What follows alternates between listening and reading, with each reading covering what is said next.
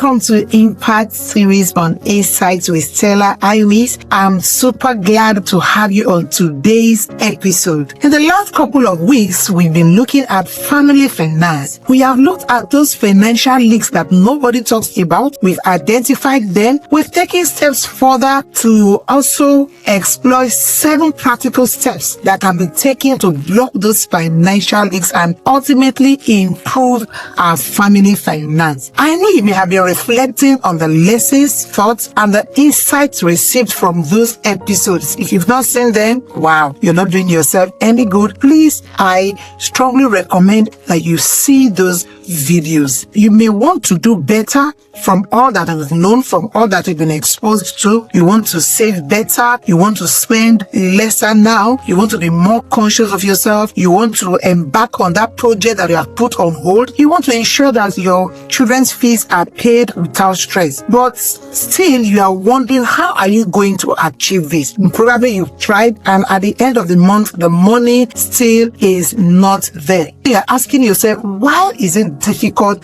to get ahead financially? If this sounds like you or like your family, you are not alone. I want to encourage you to become and listen to me. Your problem may not be that you are not earning enough. The problem could be that your finances don't have a structure. And I always say, anything that doesn't have a structure will collapse under pressure. This is something you need to know. Healthy family finance is not sustained by good intention. They are sustained by good financial structures and systems. Today's topic is about those structures. I'll be sharing practical structures that have worked, that I can recommend, or that you can adopt for your family finance as well.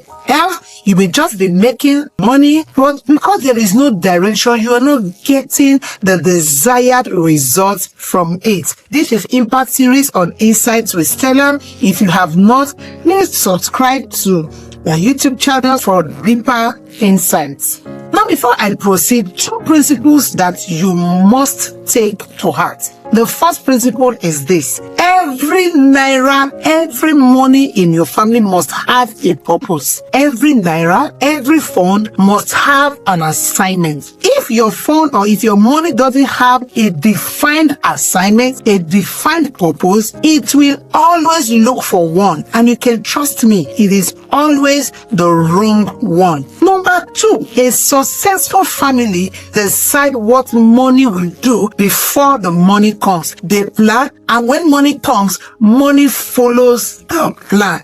I remember as a young couple, one of the things that kept us at peace, that kept us working towards our goals, was that we were conscious of having a financial structure ever before we even got married. We have laid out the structures, what our finances will be, and as we were living, there was no stress. Even when we were earning very less, there was no pressure. I can say that again with all confidence. There was a structure. So it is not a question of what are we going to do with this money. No, for a healthy and successful family finance, the question will be, what have we agreed that this money should do? Those are the principles that you must imbibe if you want to have a successful family finance. Now, there is something you must know. You can earn money by chance, but listen to me. You don't grow money by chance. You grow money with intentionality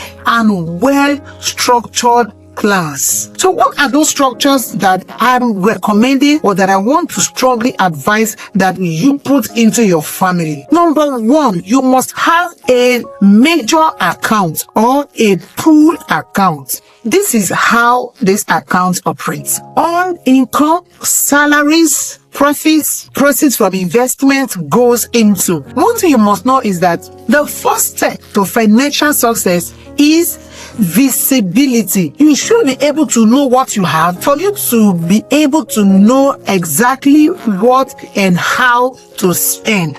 So the beginning is having a general or a pool account where all resources of the family is put together. Then it is from this account you begin to appropriate to other sub accounts that will be coming up as we proceed on today's episode. Now listen very carefully. There are rules to operating this account if it must serve the purpose. The first rule for this account is this: only appropriations are what will be allowed from this account. You don't spend directly from this major or your pool account. What you do with this account is you capture everything that you have as a family, then you begin to appropriate from this major account to all other sub accounts. From my experience in handling finances, I can tell you categorically that revenue or income is a perfect gentleman. Whatever is your income, it remains. Whatever you put there remains. But when it comes to expenses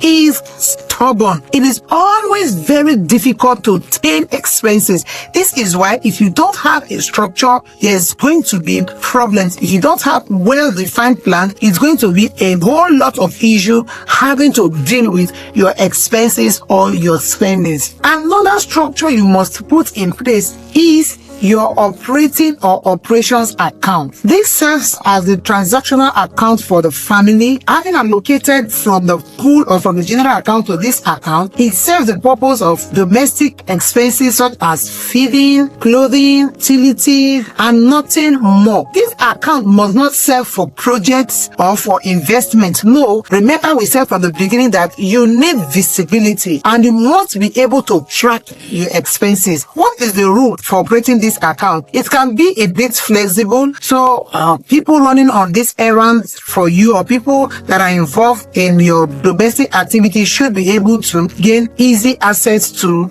your operations accounts. Then what next?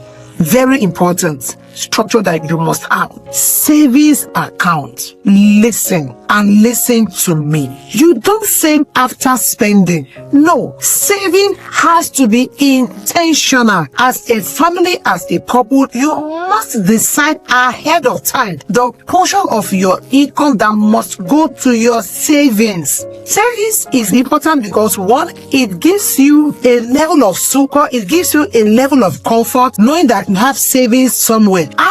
When you have savings as a family, you can take advantage of investment opportunities when they come. Plus, they open at various times with or without notification. I remember something ago, there was this property that someone wanted to sell because it was in distress. And you see, two families I knew were bidding for this. The other family had ready savings while the other was still going around trying to raise funds one way or the other. And of course, the one that had ready savings took advantage of that property because it was a very cheap property at a giveaway price. You need to save. And don't ever say, I don't earn enough, that is why I'm not saving. No, I heard it from my father in the Lord that men are in sizes and life is in phases. There is your size per time. Savings is actually a habit, and that is one habit you must imbibe if you want to have healthy finances as a family. I read somewhere of recent that salary introduces you to money, but investment introduces you